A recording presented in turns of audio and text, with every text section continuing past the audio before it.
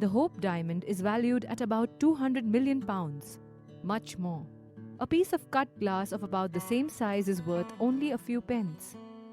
How can a jeweler tell the difference between a diamond and ordinary glass?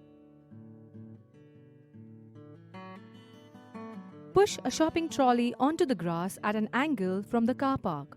If the right wheel hits the grass first, since the medium provides more friction, the wheel slows down.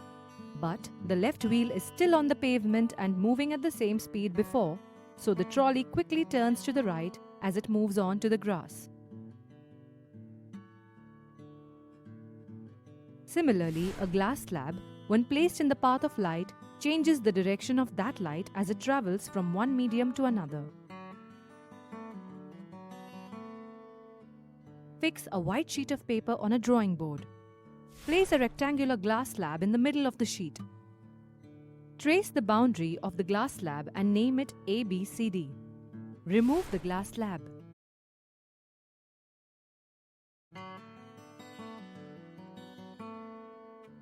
Draw an incident ray IO. Fix 2 pins on the incident ray IO. Draw a normal N1, N2 at the point of incidence O. Place the glass slab exactly on its boundary ABCD. Look from the other side of the glass slab. The 2 pins are clearly visible. Fix 2 more pins exactly in a straight line with the 2 pins that are already there. Now remove the glass slab and all 4 pins. Mark the points P1, P2, P3 and P4. Join P3, P4 to represent the emergent ray O1E. Draw a normal N3, N4 at the point of emergence. Join OO1. OO1 is the refracted ray.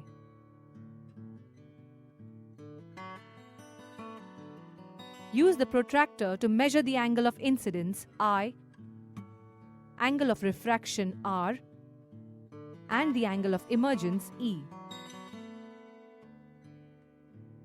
The angle of incidence I is found to be greater than the angle of refraction R and equal to the angle of emergence E.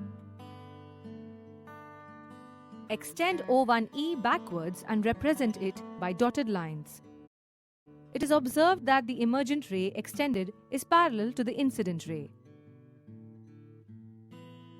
When light passes from air into glass and back into air, if the refracting surfaces are parallel, then the emerging ray is parallel to the incident ray, just shifted over. This shift is called lateral shift or lateral displacement. When light travels from a rarer medium to a denser medium, it bends towards normal. When light travels from a denser to a rarer medium, it bends away from the normal. Do you know?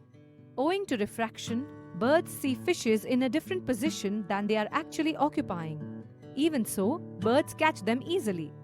They overcome the visual effect of refraction out of practice.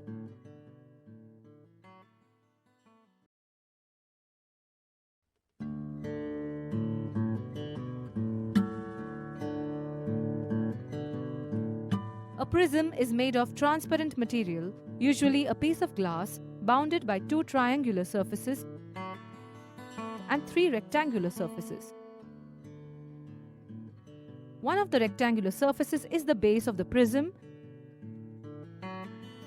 and the other 2 surfaces are the refracting surfaces. The line joining the 2 refracting surfaces is called the refracting edge of the prism. The angle between the 2 refracting surfaces is called the angle of the prism. Any section perpendicular to the refracting edge is called the principal section of the prism. When a beam of white light is made to fall on a glass prism, the prism refracts the light and splits into 7 different colors. This was first observed by Sir Isaac Newton. Now, let's trace the path of light through a prism. Place the triangular surface of the prism on a white sheet of paper fixed on a drawing board and trace its boundary as ABC. Remove the prism. Fix two pins T and S on one side. Place the prism on the boundary ABC. Look through the other side of the prism and place two pins Q and R in such a way that all the four pins are in the same line. Remove the pins. Join TS and QR and extend them to meet the faces of the prism at P and O respectively. Join PO. TP represents the incident ray, PO represents the refracted ray, and OR represents the emergent ray that bends towards the base. Draw normals PN and ON at points P and O respectively.